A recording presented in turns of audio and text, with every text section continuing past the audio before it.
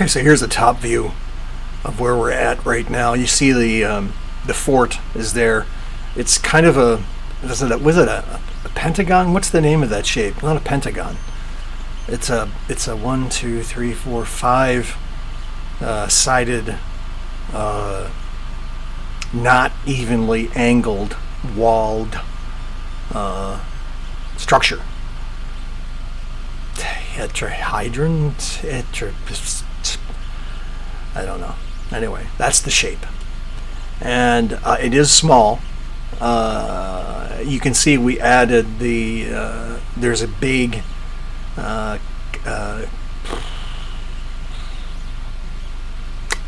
green barrel, tank, thank you, of chemical or whatever.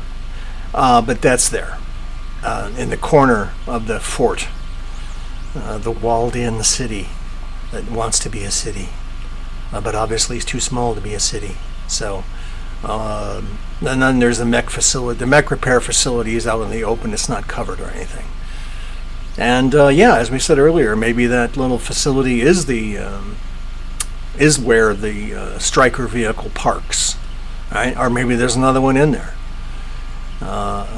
But then what we haven't done yet, we haven't painted our little fort, and we haven't given it a texture that simulates concrete or other type of material.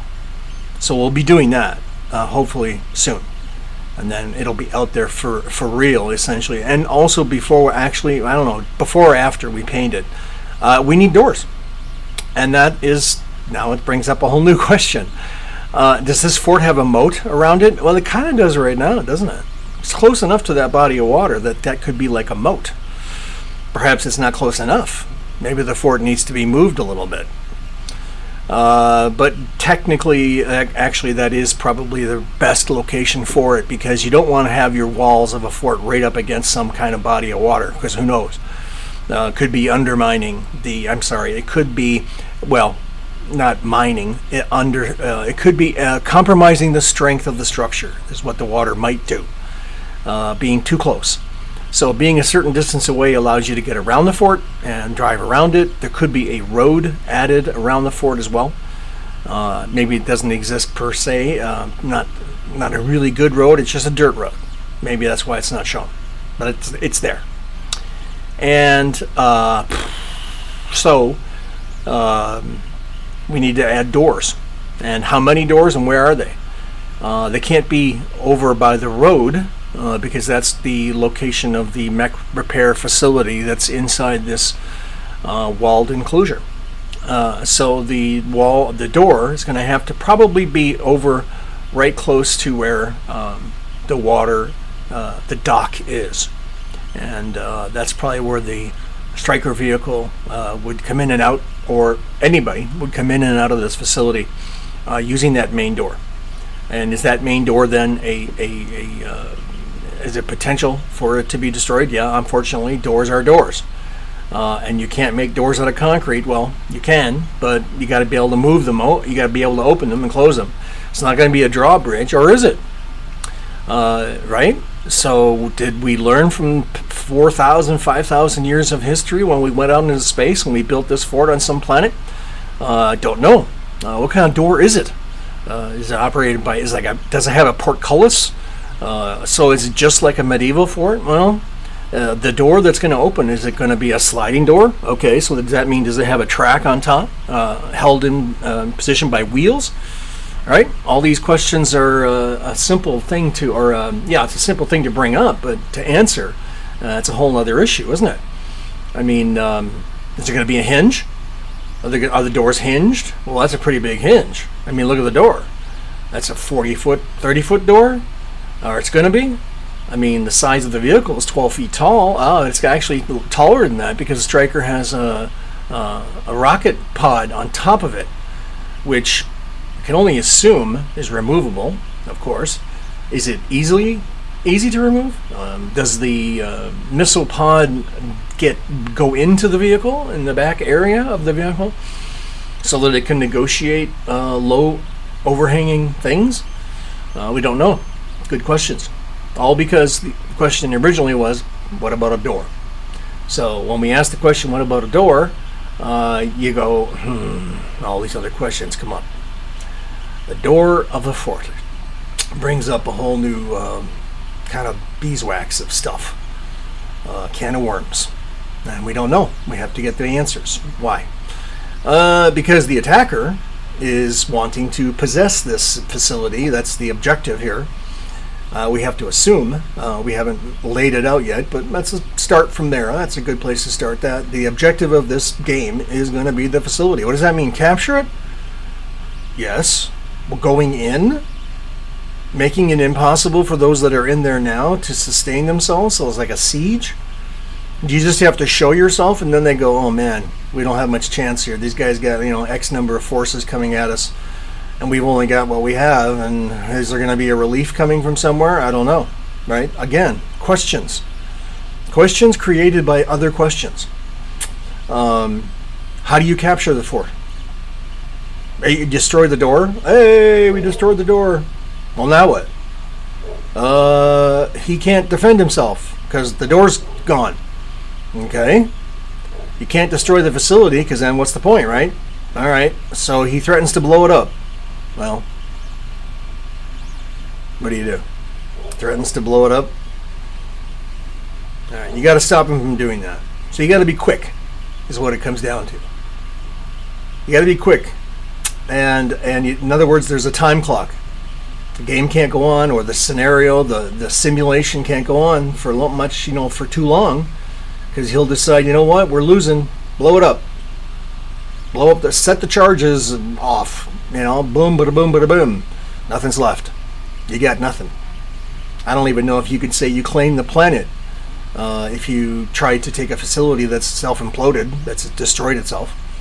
Can you harvest anything, parts? No, let's just assume no. He blows it up, it's gone. And it's gone. So, yeah, that's the thing. So, you could say, all right, if there's a time limit, a time element, what is it? Say 12 turns. Almost always our games are 12 turns long. They have ended sooner, but in this case, let's say, 12 turns. You better move pretty quickly. At 12 turns seems like a long time. Oh yeah, it could be 3 hours. No, these games don't take that long to play. This is going to be a strike operation. And then what does that mean? Fast-moving light mechs, fast-moving light infantry, fast-moving light vehicles to get in and around the defenses and pummel the thing, destroy its own defenses so they can't do anything. Do you launch missiles to go in there and destroy that building? And again, you don't want to destroy the building, right? I mean, it's kind of a sticky wicket. What are you going to do? You can't destroy the building, and you can't blow it up. So what constitutes victory? The ability for him not to use it? Okay, you cut the power. He can't use it. He can't do anything. Maybe the charges don't even work if you cut the power. Right? But technically speaking, this game or this battle and this simulation exists because it's a surprise. Otherwise, you're done before you begin. It always has to be a surprise. So the attacker has to be surprising the defender. So the defender goes, what? Oh my God, oh no, we're in trouble. All right? What do? Well, we've got defensive forces, but that's all we got. Can we call for help? Sure. How long is it going to take to get here? Who knows? Help could be in a different location. Hopefully the same planet. Hopefully the same continent. Hopefully the same region of the continent. A couple hours away. What does that mean? 12 turns? Probably not. Meaning 12 turns is not going to be equivalent to 2 hours. 12 turns is going to be like, an hour. Actually, it's almost real time, isn't it? Based on the kind of game that we're playing. 12 turns could be 12 minutes. The distance of things walking might be relative to that. We don't know. I mean, we haven't specified. But certainly we will. And that will begin.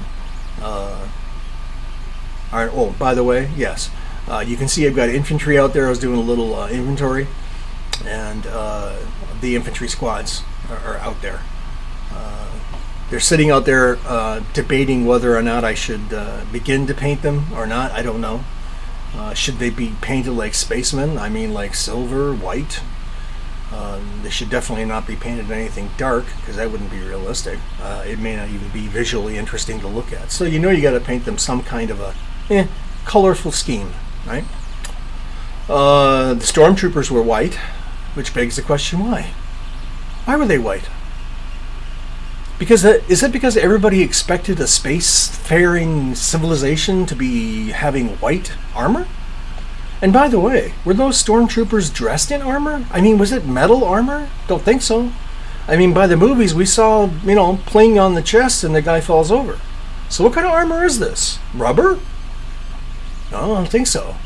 Okay, say it's very light, sophisticated, futuristic material. Well, wasn't bulletproof or energy proof, because somebody got pegged off several times in the Star Wars movies. So what kind of armor is this, and why is it white? Well, it's white because somebody manufactured it that way. We wanted to see white, right? Spacemen. They're white. They're in silver. They're white. They have visors. Spacemen. So what do we paint ours? Red? Have we seen red before? Yeah. As a matter of fact, we have. 2001: Space Odyssey and 2010. It's about the first time and only time we saw red in any kind of spacesuit. Now remember, that wasn't an armor suit. That was a space environmental suit. How about peach? Who can say? What kind of trim, right? A complementary kind of a white trim, red trim, blue trim. Maybe these guys are dressed like the way they are because their environment dictates the type of uniform or armor. For instance, if they're aquatic going, would they be dressed in like a blue with a white trim or something like that? So these are, again, a simple question that creates more questions, because we don't know. I don't think anybody's ever answered the question, why were stormtroopers white? Why were they white? Why wasn't it black? Why wasn't it green? So that's the kind of stuff that's going on right now. And those infantry are out there, and I'm going to get them off the table and maybe add some more trees. I don't know. Maybe not. Right? It kind of looks interesting, and we're getting ready to go. We're getting ready to start here. So we'll come back.